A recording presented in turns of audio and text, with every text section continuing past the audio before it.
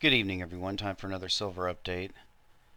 This is the 1-minute chart of silver provided by netdania.com. You can click on the link below.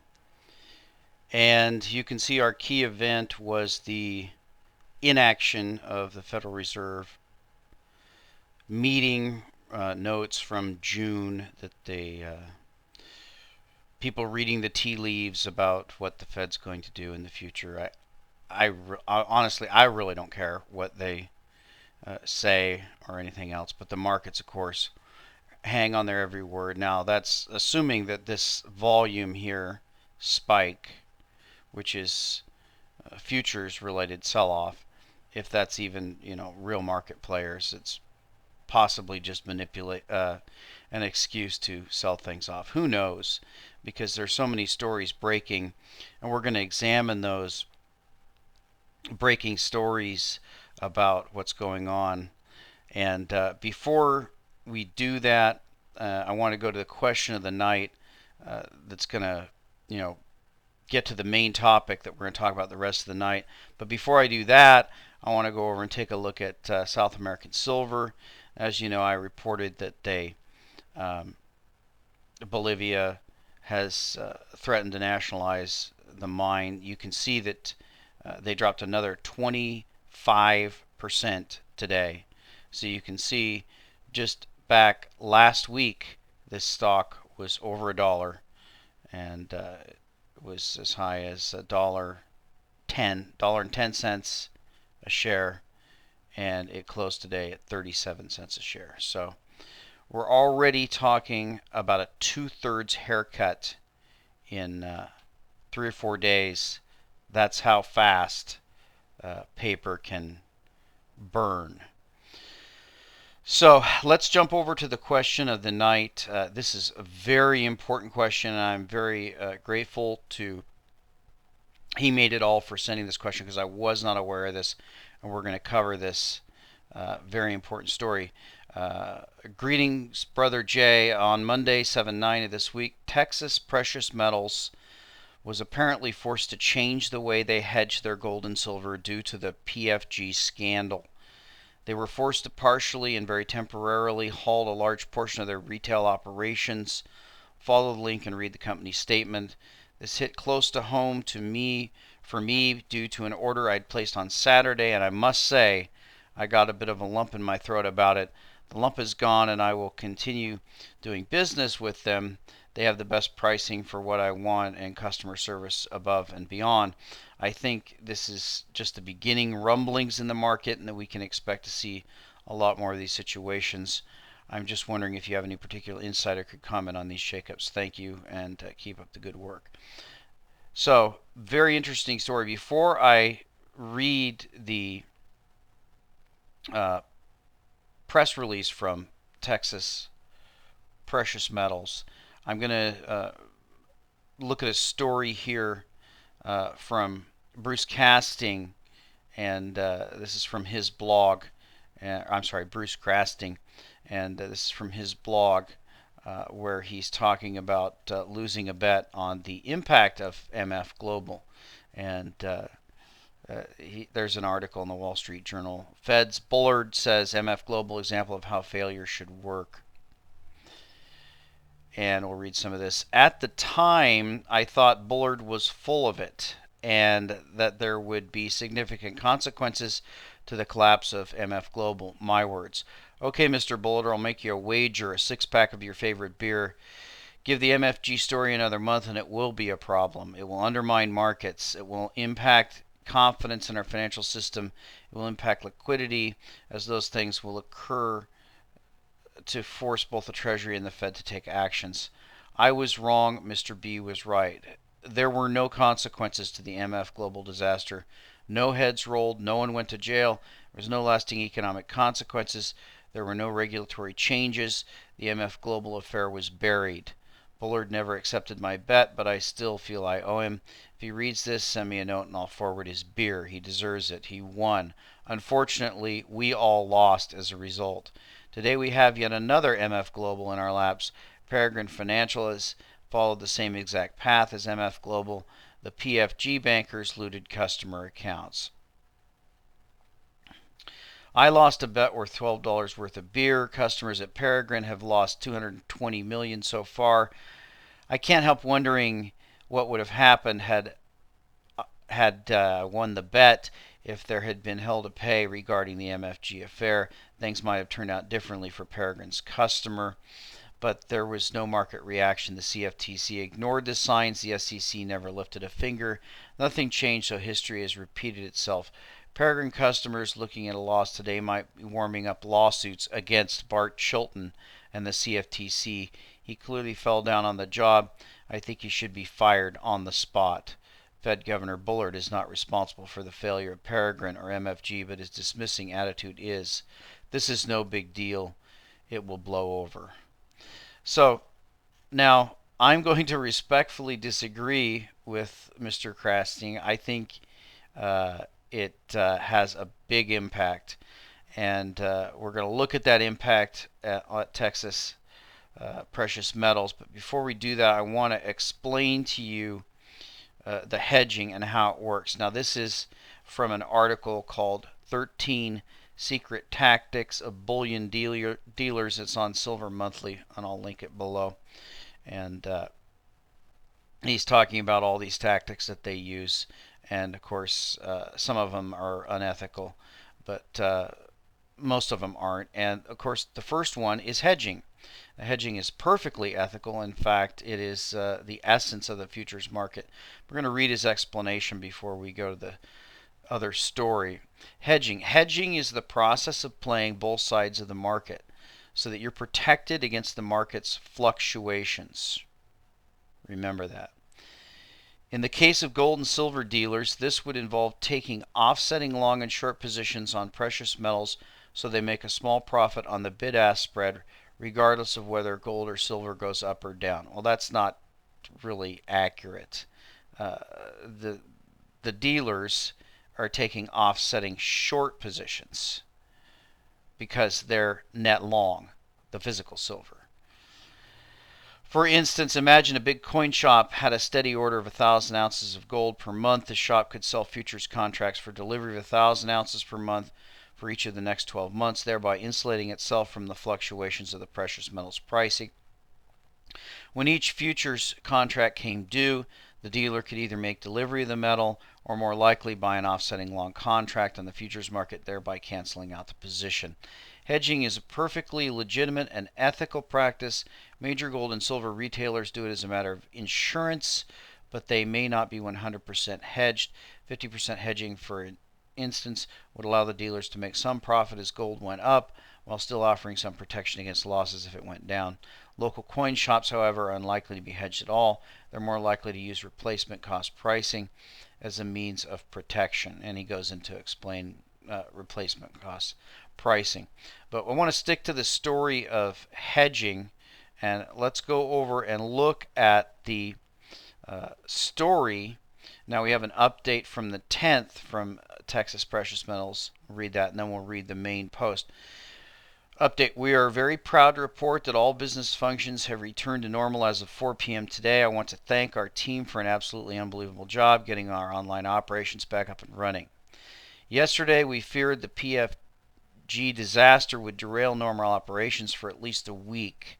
Within 24 hours and with very little sleep, our team accomplished the impossible. We're now fully hedged on a new system. I want to thank our customers. It's a testament to the trust of our customers have in us that we approached an average day in bullion sales today. It was personally touching to hear support from our customer base. Thank you for your trust. Blessings. Jason Casper, CEO of Texas Precious Metals. Now, this is the announcement from the 9th, July 9th, 2012. Dear customers, today our company learned that PFG Best entered liquidation mode.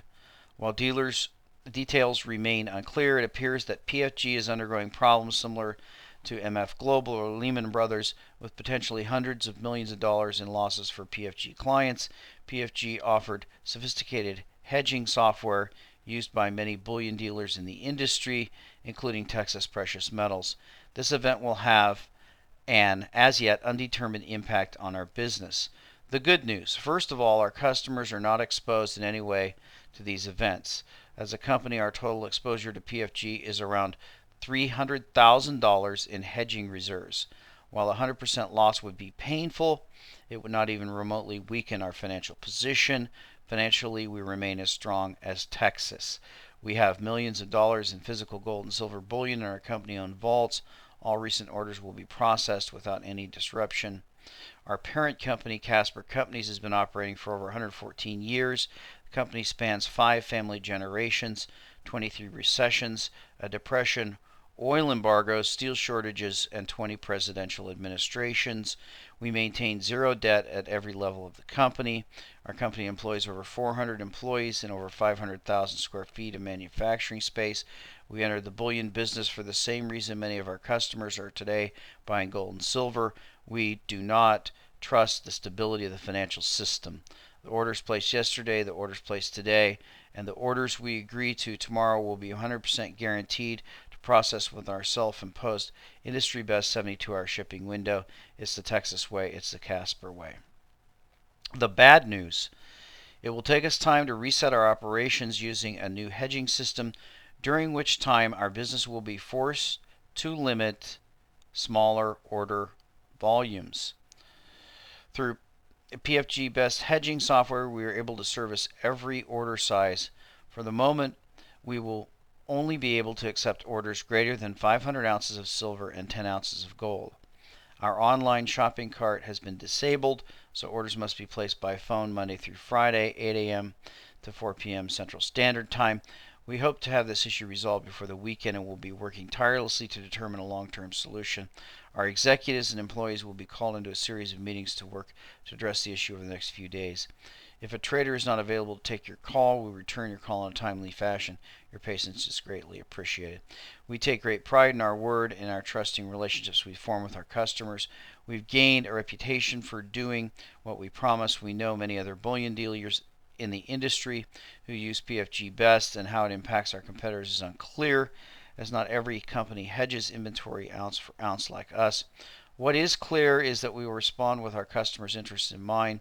We have always believed that the relationship should precede the sale. We thank you for your trust. Texas Precious Metals is not going anywhere. We are as proud as Texas. We look forward to strengthening our business model as a result of these unfortunate events. Blessings, Jason Casper, CEO, Texas Precious Metals. So, very interesting. Now, I have quite a different take on this because in my mind, the activity and the responses and the scandal and everything that happened with MF Global and now with PFG, what that tells me is this is another coordinated attack on silver and gold. Now, a lot of people would say, well, how's that? These people are just trading the paper. They're not trading the physical. Well, you've got to understand that these hedging operations that these companies have, if they are not able to operate their hedging book, then they become speculators. Now, a speculator is someone who's betting on the price direction of silver. That's most likely you and me. Long-term stackers are convinced, silver stackers are convinced that the price of silver is going up long-term. We've been convinced for a very long time because of the fundamentals. And silver, of course, is still in a very strong bull market. And I think that we're right about those fundamentals.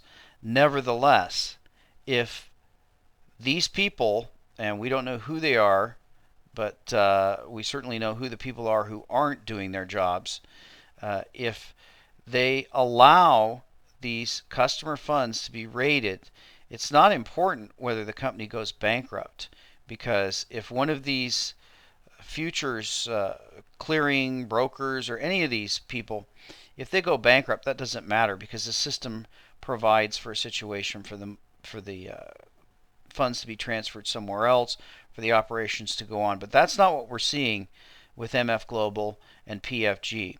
We're seeing a combination of things. We're seeing a commingling of funds with a collapse of that entity. Now, why is that important? That's extremely important, because what it amounts to is a an attack on physical silver and physical gold. And the reason why is because the people that you buy your physical gold and your physical silver from are not speculators. They are hedgers, and they must be hedgers because they're ordering very large amounts of these metals, and especially with silver, the powers that be who are manipulating the price of silver and causing it to be extremely volatile. It's in their interest to drive people out of that metal by making the price as volatile as they possibly can make it. By doing so, by making the price volatile, what they do is they force the people that you buy your silver from to hedge their metal. They don't have any choice because they could be caught on the wrong side. They could order a whole bunch of silver eagles right here at 40 bucks. And then all of a sudden, silver's 26 bucks a couple of weeks later. And actually, this is days later. And they're forced to take a massive loss on that inventory. So these people that you buy your silver from, they must be hedgers because they can't afford to be silver speculators. So if they manage to destroy all the hedgers by the corrupt practices of these futures brokers and dealers, etc., by commingling customer funds and looting the money that these precious metal dealers are using to hedge their book, then these precious metal dealers are going to be forced to become precious metal speculators.